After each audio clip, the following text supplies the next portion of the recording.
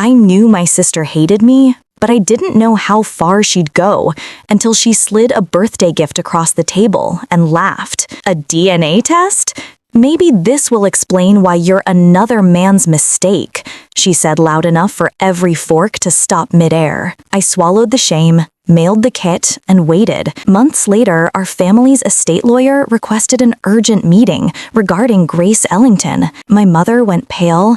Naomi stopped smiling, and in that moment, I realized something terrifying. They already knew what I was about to find out. Most people picture family as a soft place to land. Mine always felt more like a house with cold floors, beautiful from the outside, freezing once you stepped in. Growing up in the Ellington home in Denver, I learned early how to make myself small. I was the quiet child, the one who did her homework without being asked, the one who disappeared into corners so my mother wouldn't sigh and my sister wouldn't sneer. Even then, Naomi's world seemed to orbit at the center of everything. She had a way of commanding attention without earning it. Loud laughter, dramatic stories, a talent for turning every room into her stage. And my mother, Evelyn, applauded her every move. When Naomi got a B on a test, she was well-rounded. When I brought home straight A's, Mom blinked like she had forgotten who I was for a moment before saying, "That's nice, Grace. Can you help set the table?" By the time I reached 35, I had built a life far from that house.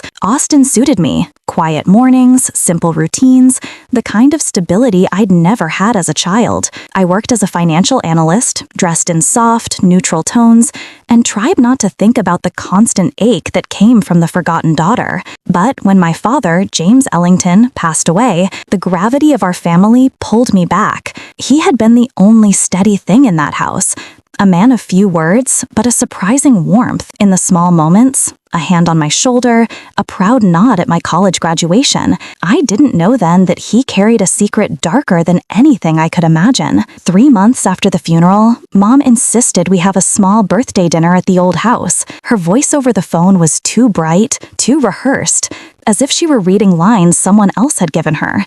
When I stepped through the front door, I smelled the familiar mix of lemon polish and old books. The chandelier glowed, but the house felt emptier without Dad's quiet presence. Naomi sat at the kitchen table, flipping through resort brochures, tanned from some recent trip, barely glancing at me as I entered. Mom poured herself more wine than usual, her hands trembling slightly. Something unspoken hung in the air, like a storm that hadn't broken yet. I tried asking about the will, gently, respectfully. Mom froze, her smile stiff. "We're just not ready yet," she said, but her eyes flicked to Naomi. And Naomi smirked like she knew a secret I didn't. Looking back, the dinner was never about celebrating my birthday. It was about setting the stage for my humiliation. The tension that night didn't arrive in one sharp moment.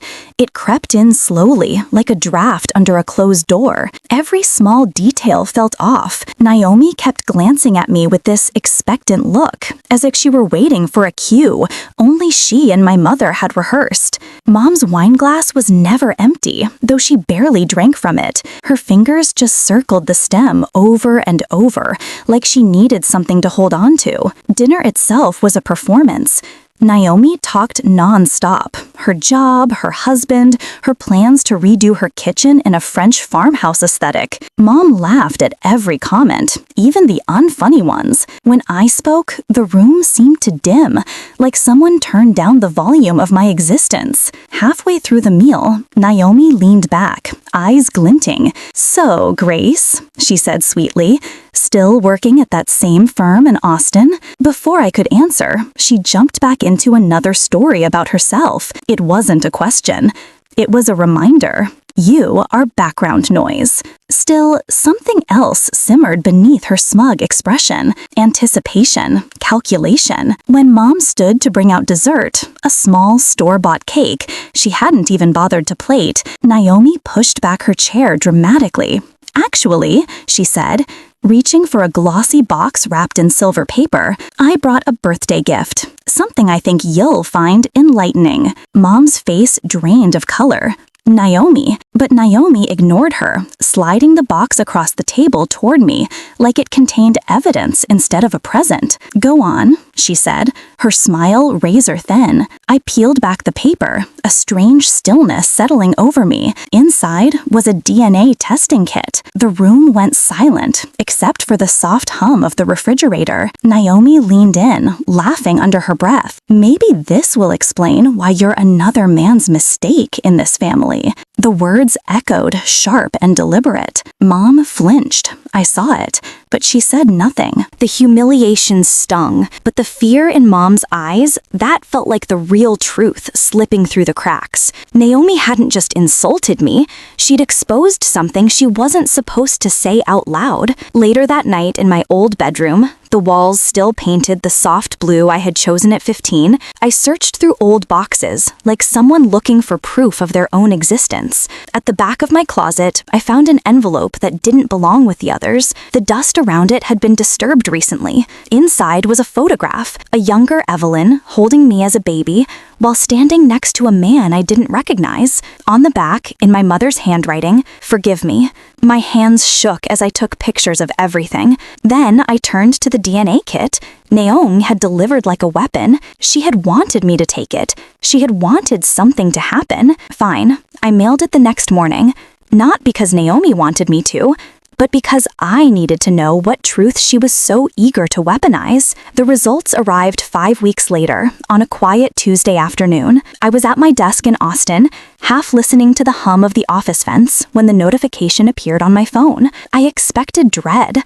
What I didn't expect was clarity. Sharp, cold, undeniable. No biological relationship detected with the Ellington family. My breath hitched, but I kept reading. A suggested match to the Hartman lineage.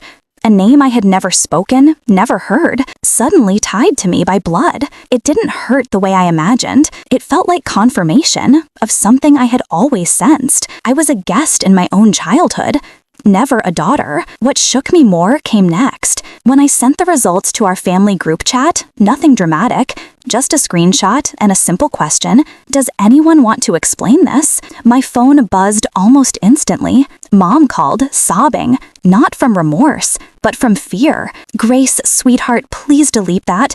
You don't understand. This is complicated. Things happened a long time ago. We moved past them." She never apologized. She never addressed the decades I spent feeling like a burden in her home.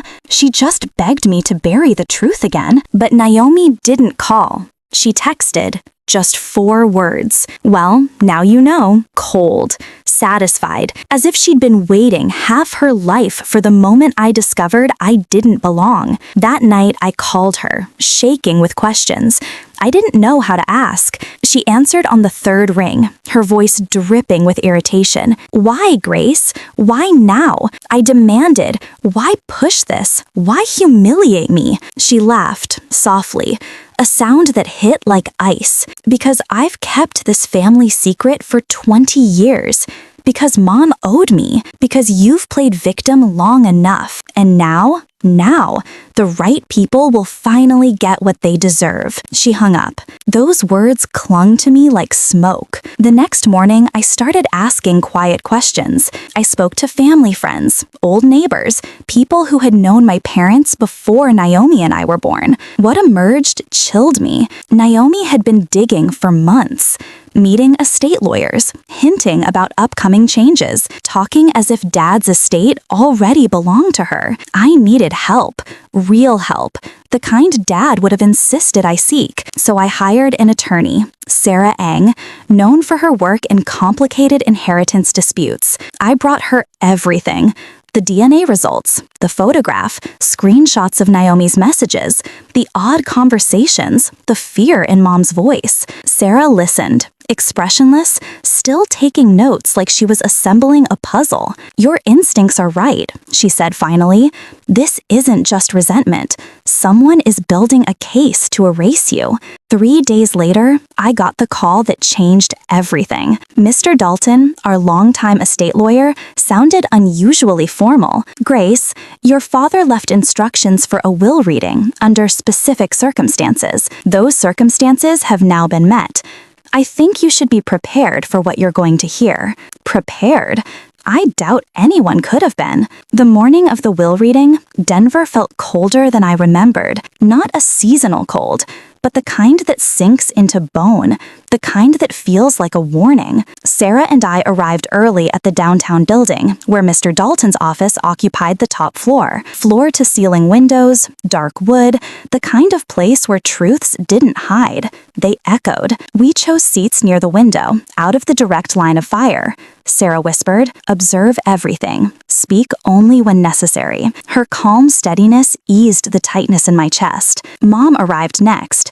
She looked exhausted, like she hadn't slept in days. Her hair was hastily pinned back, and she clutched her purse with both hands as though it were the only thing keeping her upright. She didn't greet me, didn't even meet my eyes. She sank into a chair at the far end of the table, staring at the polished surface as though it might swallow her whole. Then Naomi entered. Her heels clicked sharply against the marble floor, each step carrying a smug confidence that bordered on theatrical. She wore an expensive suit, cream-colored, perfectly tailored, and heavy makeup that made her look sharper, harder. And of course, she brought her own attorney, a man I recognized from billboards boasting about aggressive estate litigation. Naomi gave me a slow smile, one corner lifted higher than the other. "Grace," she said, as if greeting someone irrelevant, but her eyes gleamed with expectation. She believed she had already won. Mr. Dalton entered last, carrying a thick folder. He moved with the deliberate calm of someone who understood the weight of what he was about to unleash. When he reached the head of the table, he rested a hand on the folder and looked at each of us, one by one. "Before we begin," he said, "I want to note that James Ellington left explicit instructions for how this reading should proceed. He anticipated complications. Everything I am about to share was prepared with full knowledge of circumstances that some of you may find surprising." Naomi shifted her smirk, faltering. Dalton opened the folder and began reading the will. "I, James Robert Ellington, declare this my final will and testament. I leave 70% of my estate, including the family home, investment accounts, and assets, to my daughter, Grace Ellington." Silence snapped across the room like a whip. Naomi shot to her feet. "She is not his daughter," she shouted. "We have DNA proof. She has no legal—" Dalton held up a hand. "Please, sit. There is more." Reluctantly, she did, though her jaw clenched so tightly I thought she might crack a tooth. Dalton continued reading. "I have known since Grace was 2 years old that she is not my biological child. I chose to raise her anyway. I choose to leave her my legacy because she alone has proven worthy of it. This decision requires no further validation." Naomi's complexion drained to a pasty gray. Mom closed her eyes, pain tightening her features. But Dalton wasn't finished. 8 months before his death, Mr. Ellington hired a private investigator to document any attempts to manipulate or interfere with his estate. The investigator gathered substantial evidence. He placed a stack of documents on the table, payments, withdrawals, bills, and meeting logs, demonstrating Naomi Ellington's efforts to pressure her father into altering his will, including unauthorized withdrawals totaling $50,000 during his illness. Naomi's attorney stiffened. "We weren't informed." Dalton cut him off. "You were not required to be." Additionally, the investigation documented consultations with 3 estate lawyers, conversations about upcoming changes to the family inheritance, and the purchase of a DNA test mailed to Naomi's home address and gift-wrapped. Naomi's eyes widened. "That's ridiculous," she said, voice shaking. "That was a joke." Dalton set down the final document, a handwritten note in my father's unmistakable script. "Mr. Ellington requested that I read this aloud." He unfolded the page. "Naomi, I know what you've been planning. I watched you try to manipulate your mother. I hoped you would choose differently. These consequences are your own doing." A sound escaped Naomi's throat, part gasp, part growl. Her attorney leaned toward her. Do not contest this, he whispered harshly. There's a no contest clause. You will lose everything. But Naomi was spiraling. This is fraud, she spat. Grace manipulated him. She tricked a dying man. Sarah stood. Her voice was quiet but powerful. The will explicitly acknowledges Grace's parentage and documents Mr. Ellington's reasoning. Any contest would be frivolous and trigger the no contest clause, including repayment of outstanding loans, approximately $200,000. Naomi's face twisted. That's not a loan. He gave me that money. Not according to the estate records, Dalton replied calmly. Mom finally spoke, her voice a fragile whisper. Naomi, stop. But Naomi couldn't. Years of entitlement, bitterness, and fear collided all at once. This should be mine, she hissed. All of it. I'm the real daughter. I'm the one who stayed. I stood slowly, my voice steady. You didn't stay, Naomi. You controlled, you threatened, you built your life on secrets you never earned. She turned toward me, wild-eyed. You don't deserve, Grace, Dalton said gently.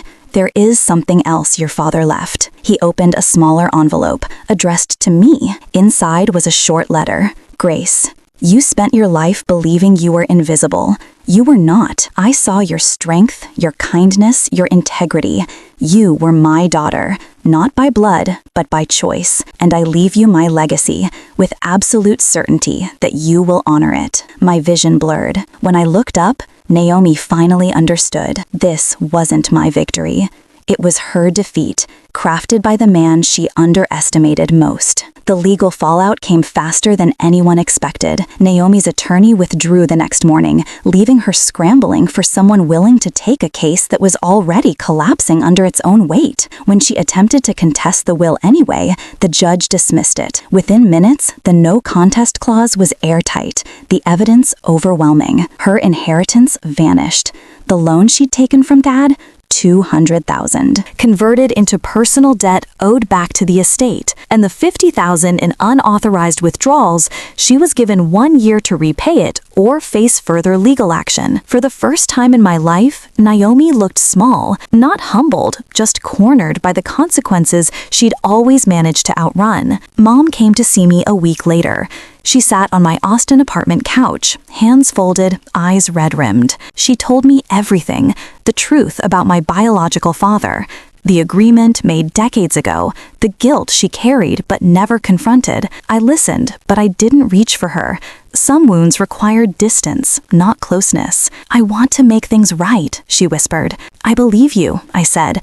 But making things right starts with letting me live without carrying your secrets. In the months that followed, I stepped back from Denver entirely. I managed the estate with Sarah's help, settled accounts, and chose quietly, deliberately, the life I wanted next. It was the first time I made a choice without asking who it might disappoint. I left Denver behind and built a quieter life in Oregon, where the lies couldn't reach me anymore. Some endings aren't loud. They're choosing peace over pain. And if you've ever been the overlooked one, know this. You deserve better than the people who failed to see you. Share your story below and subscribe for the next one.